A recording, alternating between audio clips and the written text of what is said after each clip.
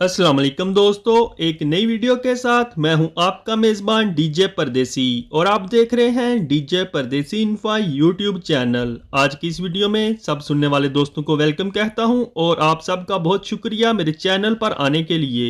दोस्तों, आज की इस वीडियो में हम बात करेंगे जिन लोगों ने इटली इमिग्रेशन 2020 जमा करा रखी है उनके लिए बहुत ही ज़रूरी और अहम इंफॉर्मेशन आपके साथ शेयर करेंगे।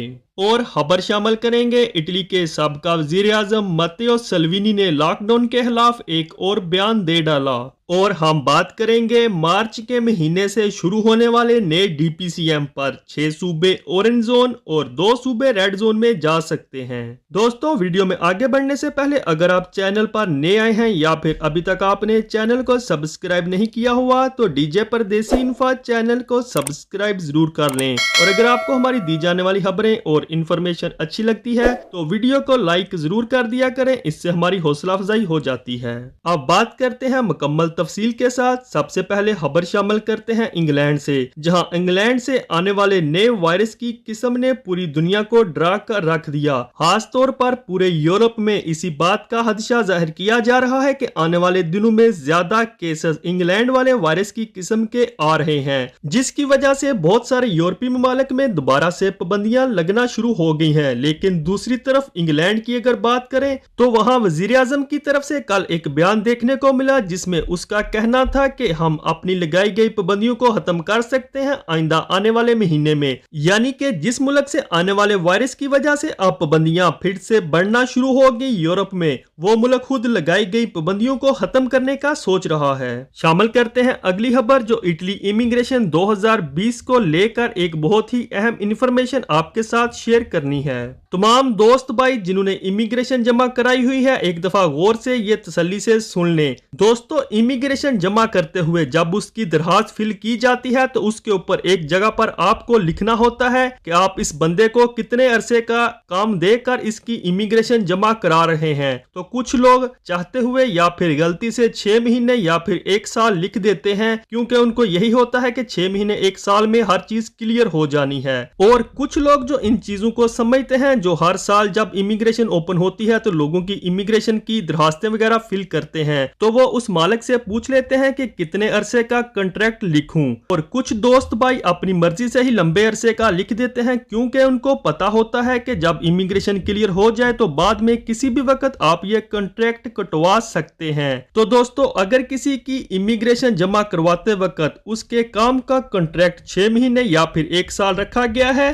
तो जैसे ही वो कॉन्ट्रैक्ट आपका खत्म होगा उसको फौरी तौर पर रीन्यू करवा लें, क्योंकि जब तक आपकी इमिग्रेशन क्लियर नहीं होगी आपके काम का वो कॉन्ट्रैक्ट जिसके जरिए आपने अपनी इमिग्रेशन जमा कराई है वो कॉन्ट्रैक्ट चलता हुआ होना चाहिए। क्योंकि बहुत सारे दोस्तों को ये भी पता नहीं होगा कि इमिग्रेशन जब जमा की जाती है, जब वो दरखास्त देते हैं, वही एक कॉन्ट्रैक्ट होता है जिसके ऊपर आपकी सारी दाती और आपके मालिक की तमाम दातियां लिखी जाती हैं। बाद में जो उन्हीं लव बनवाने का कहा गया है हुकूमत की तरफ से, वो कॉन्ट्रैक्ट इंदराज करवाने का कहा जाता है। इसलिए वो दोस्त जिन्होंने इमिग्रेशन जमा करा रखी है अपने मालिक से जरूर पता कर लें कि उसने कॉन्ट्रैक्ट करते वक्त, यानी कि जब इमिग्रेशन जमा करवा रहा था, तो उसके ऊपर कितने अरसे का कॉन्ट्रैक्ट किया था। क्योंकि बहुत सारे मालिकान 6 महीने 8 महीने या फिर ज्यादा से ज्यादा 1 साल का करते हैं, क्योंकि वो यही सोच रहे होते हैं कि कम से कम 6 महीने या फिर ज्यादा से ज्यादा 1 साल के अंदर क्लियर हो जानी है। तो दोस्तों, इस दफा तो ऐसा कुछ होता हुआ नजर नहीं आ रहा। इसलिए आप सब दोस्तों को यही गुजारिश है कि आप अपने मालिकान से एक दफा जरूर पूछ लें कि जब उसने आपकी इमिग्रेशन जमा करवाई थी तो उसके ऊपर कॉन्ट्रैक्ट कितने अरसे का डाला था, क्योंकि आपकी अपॉइंटमेंट आने तक वो जरूर चलता हुआ होना चाहिए। यहाँ पर मेरा मकसद किसी को भी डराना नहीं है, सिर्फ आपको समझाने के लिए ये बात बोल रहा हूँ। क्योंकि अगर गलती से भी किसी ने 6 महीने या 8 महीने लिख दिया होगा तो वो तो अब खत्म होने के करीब ही होंगे। इसलिए उसको जल्दी से जल्दी, अगर उसका खत्म होने वाला है तो उसको रीन्यू करवा ले, उसका मालिक उसको आगे रीन्यू कर सकता है।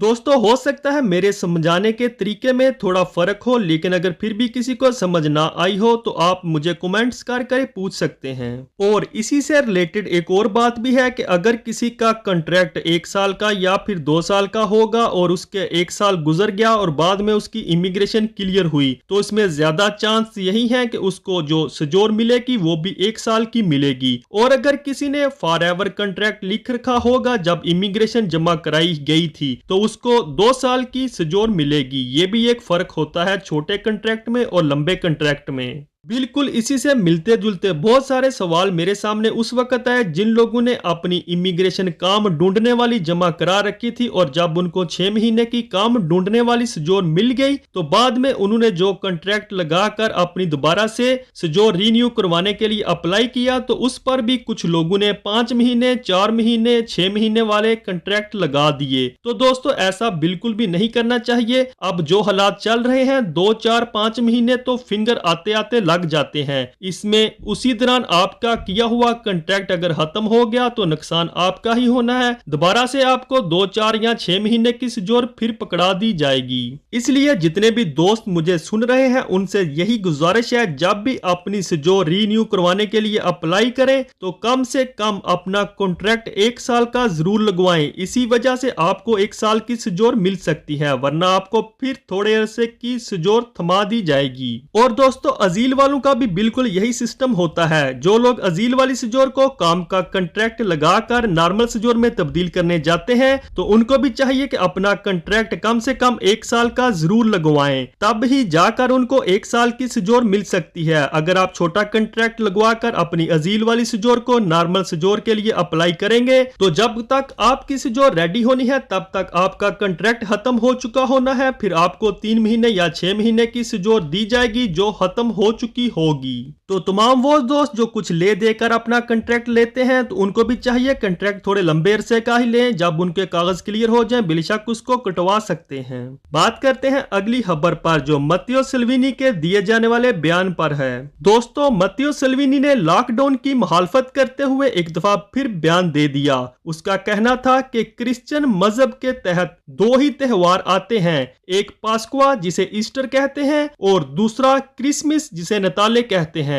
तो मैं नहीं चाहता कि हमारे ये दोनों त्योहार लॉकडाउन की नजर हो जाएं, इसलिए हुकूमत को कुछ नरमी करनी चाहिए। जो आने वाला पास्कुए का त्योहार है इस पर हुकूमत को लॉकडाउन नहीं लगाना चाहिए। साथ मत्तेओ सल्विनी का यह भी कहना था कि मैं बिल्कुल भी नहीं चाहता कि मेरे मुल्क की अवाम अपने त्योहारों पर भी घर में बंद होकर बैठी रहे।